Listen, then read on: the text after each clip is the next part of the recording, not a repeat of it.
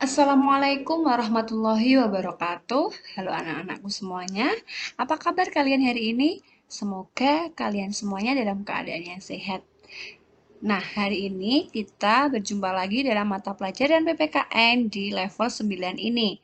Hari ini kita akan belajar tentang permasalahan keberagaman masyarakat di Indonesia.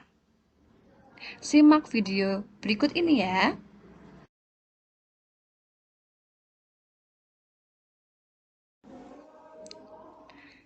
Nah, tentu saja di dalam kehidupan bermasyarakat tentu kita tidak selamanya berjalan mulus.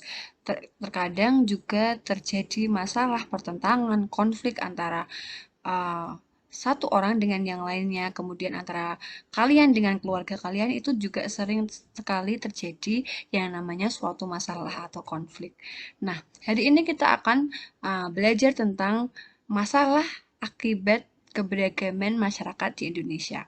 Tentu saja perlu digarisbawahi bahwa keberagaman berarti kan berbeda-beda. Masyarakat Indonesia itu berbeda-beda suku, bangsa, bahasa, ras, golongan, dan lain sebagainya. Nah, di sini kita sebagai masyarakat Indonesia juga harus mengerti, oh, kita hidup di Indonesia dengan berbagai macam perbedaan.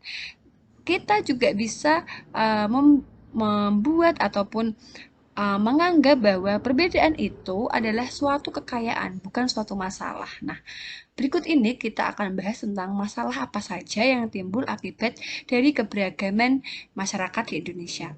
Yang pertama ada masalah yang muncul secara sosiologis. Nah, masalah ini timbul karena masyarakat Indonesia adalah cenderung masyarakat yang majemuk, sehingga sulit menerima sesuatu hal yang baru yang berbeda dengan dirinya. Nah, itu yang salah satunya. Kemudian yang kedua ada konflik bernuansa SARA. Nah, konflik bernuansa SARA ini juga sering terjadi di masyarakat Indonesia karena masyarakat Indonesia juga mempunyai perbedaan suku, bangsa, bahasa, ras, agama, kedaerahan, adat istiadat, dan juga kebiasaan di masyarakat. Jadi, masalahnya juga sering terjadi uh, masalah yang timbul di masyarakat tersebut. Kemudian yang ketiga ada primordialisme. Nah, primordialisme ini adalah paham ataupun suatu paham yang menganggap bahwa kelompoknya lebih tinggi derajatnya atau lebih hebat dari kelompok lain. Jadi dia bersikap seolah-olah kelompoknya paling benar dan merendahkan kelompok lain seperti itu.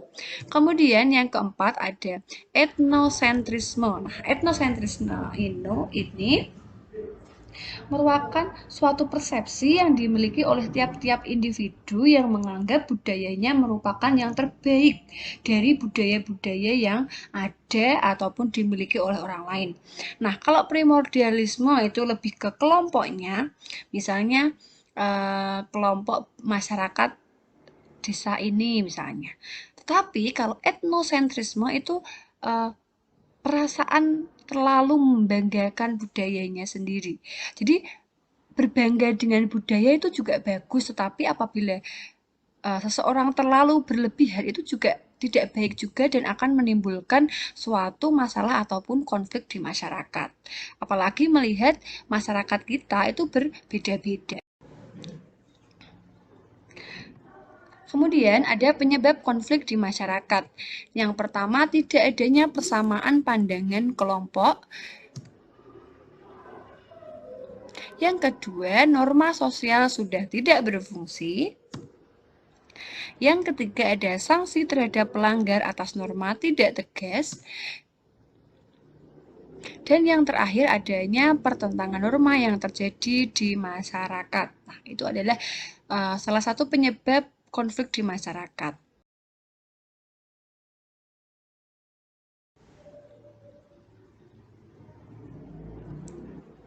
Nah, tadi kita sudah belajar tentang apa saja penyebab dari suatu konflik, kemudian konfliknya yang bagaimana. Nah, sekarang kita akan belajar tentang akibat munculnya suatu konflik. Yang pertama ada perpecahan di dalam masyarakat. Tentu saja ketika ada suatu konflik antara A dan B, ketika crash ataupun tidak baik, itu akan menimbulkan perpecahan. Kemudian yang kedua ada kerukunan masyarakat akan terganggu. Ketika suatu masyarakat ada yang mempunyai konflik, maka kerukunan pun akan ikut terganggu. Yang ketiga ada kerugian harta benda. Dan yang keempat ada kerusakan fasilitas umum jika konflik itu berskala besar dan anarkis begitu. Kemudian, kemudian, nah setelah ada uh, penyebab konflik, kemudian uh, apa namanya akibat konflik. Nah, kita juga akan belajar tentang upaya menyelesaikan masalah. Jadi, bagaimana sih upayanya untuk menyelesaikan masalah? Nah, itu ada dua cara. Yang pertama dengan menggunakan kearifan lokal dan juga menggunakan kearifan nasional. Kalau kearifan lokal itu lebih ke kebiasaan yang dilakukan oleh suatu masyarakat tertentu. Misalnya masyarakat di desa X ketika ada suatu masalah maka penyelesaiannya akan dibuat seperti ini. Itu adalah menggunakan kearifan lokal. Kemudian yang kedua ada menggunakan kearifan nasional. Nah, menggunakan kearifan nasional ini lebih luas karena memang ada yang semangat religius, kemudian semangat pluralisme, ada semangat nasionalisme, dan juga dialog antar umat beragama. Nah, bisa saja dari cara-cara A, B, C, D ini bisa membuat atau menyelesaikan masalah yang ada itu secara baik-baik begitu.